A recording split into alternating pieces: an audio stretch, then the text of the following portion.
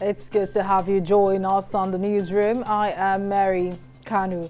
The presidential candidate of the Labour Party, Peter Obi, says he did his best as governor of Anambra State and urged the incumbent Governor Chukwuma Soludo to do his part in developing the state as an economics professor. Obi made the statement at the 2022 Lagos Business School Alumni Conference in Lagos while reacting to Soludo's comments that the investment Obi left in government is worth close to nothing. The former governor said he left the office with a savings of 75 billion naira, adding that his administration saved $50 million each in 3 different banks with an interest rate of 6.5%. The national president of the Academic Staff Union of Universities, Emmanuel Osadeke, has criticized the Minister of Labour and Employment, Chris Ngige, over his alleged authorization of the part payment of salaries to members of the union following the suspension of its 7-month strike in October. This comes after ASUU in October suspended its 8-month strike in line with an order by the National Industrial Court for the lecturers to return to work. Speaking on the role the Minister of Labour currently plays in the matter, the ASUU president said Ngige has lost the right as a conciliator and however expressed confidence that the agitations of the union will be resolved in the interest of students, parents and the country. And Kogi State has won the World Bank's Awards of Excellence in 3 categories: fiscal transparency and accountability, debt sustainability and domestic revenue mobilization. The significant awards were conferred on Kogi State at the Federal Government of Nigeria and World Bank State's Fiscal Transparency, Accountability and Sustainability Dinner with Governor's Award Night held at Transcorp Hilton, Abuja.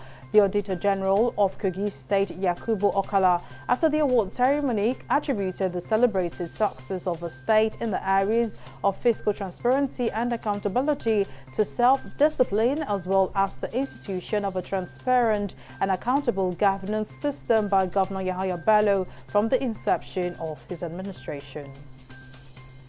And crowds of residents in southern China's industrial metropolis, Guangzhou, have escaped a compulsory lockdown and clashed with police as anger at strict coronavirus curbs boiled over. Dramatic footage shows some people tearing down COVID control barriers as riot teams have now been deployed in the area. Meanwhile, local governments across China are struggling to maintain a zero-COVID approach without trashing their economies. A federal high court in Lagos has prohibited the federal government from selling the shares of Nigeria Air to Ethiopian Airlines. In the enrollment order dated November 15, Justice A. Louis Alagua granted an order of interim injunction restraining the federal government from executing the proposed or draft agreement of the establishment of a national carrier between Ethiopian Airlines and Nigeria.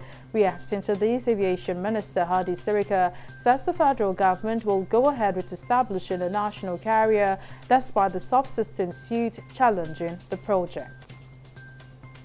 And America's 45th President Donald Trump has launched into the 2024 White House race, setting the stage for a bruising Republican nomination battle after a poor midterm election showing by his hand-picked candidates weakened his grip on the party. Trump's unusually early entry into the race is being seen in Washington as an attempt to get the jump on all the Republicans seeking to be party flag bearer and to stave off potential criminal charges.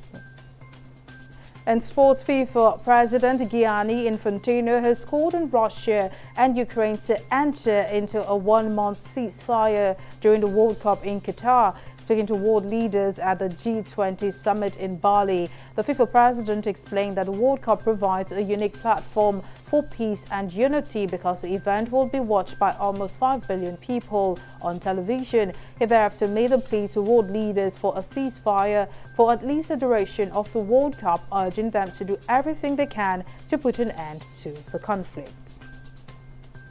That's the latest from the newsroom. Join us again for more updates. Thank you for watching.